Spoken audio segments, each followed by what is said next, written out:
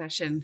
We have some really fun activities on sorting and grouping, and we're going to do a little bit of creating and some cooking. So let's get started.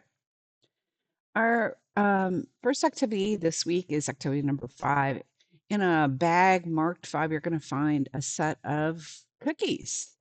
The cookies have objects that are shapes, and those shapes could be different colors. Sometimes they're circles or triangles, or maybe even animals.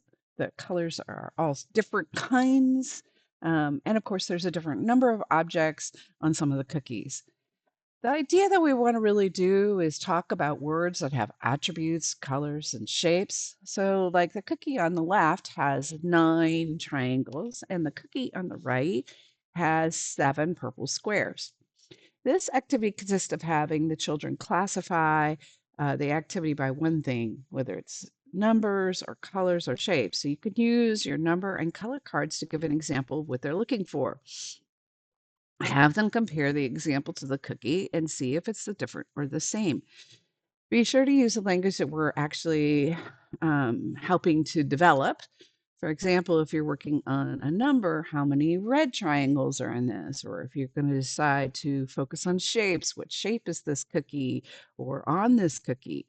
They may get confused, for example, because the child may say that all the cookies are circles, and that's right. But it's not what we're ranking, so be sure to point out and give an example of when doing it yourself. We hope you enjoy the different kinds of choices that you could make with each of the cookies.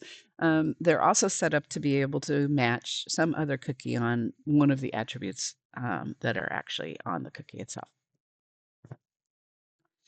Our next activity is activity number 6. We thought it would be fun for your child to create an imaginary cookie. In your bag, you're going to find a round cardboard piece with some stickers. This learning activity is all about adding vocabulary, talking about what they want on their cookies, the flavors, the shapes, the decorations. Are they going to add sprinkles or something else or frosting?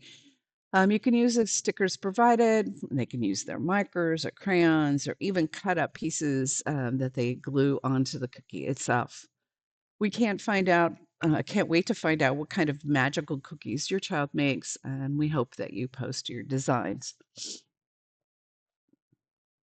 This is activity number 7. Just like we did for Give Your Mouse a Cookie Book, we created a finger puppet. We thought we could share how to make a puppet out of a paper bag. In the bag marked number 7, inside the bag, you're going to find a whole bunch of pig parts, their ears, eyes, nose. And using your glue stick, you can actually attach the pig parts to the bag, and then they can slip their hand in with their fingers in the flap, which will allow them to make the mouth move, which is, of course, very fun. And they can use this puppet to retell the story of If You Give a Pig a Pancake. Just a small suggestion, I would have the pig puppet eat paper pancakes instead of the real ones that you're going to cook. Too sticky. Oh, well, pancakes, anyone. This is activity number 8. That's right. You and your child are going to actually get to make pancakes. We're going to start by making pretend pancakes. And in a bag marked number 8A is a paper pancake that needs toppings added. You can make a face with your toppings like we've done here by adding your favorite toppings. I think in real life, I like strawberries are my favorite topping with just maybe a little bit of whipped cream. Um, well, again, yes, that's right. You and your child are going to actually make pancakes. We have provided a recipe for the pancakes and the materials provided electronically. So before you get started, you want to assemble all of your ingredients. You will need a bowl, a pan to fry the pancakes, a spatula to turn them over. You want to get started by reading the recipe together.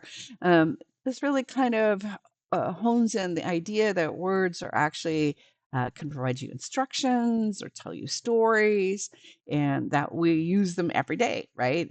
Being able to actually read allows us to be able to do things that we didn't know how to do without someone actually teaching us. So, in the bowl, you want to put your dry ingredients, then add the wet ingredients and mix it till it's mostly smooth.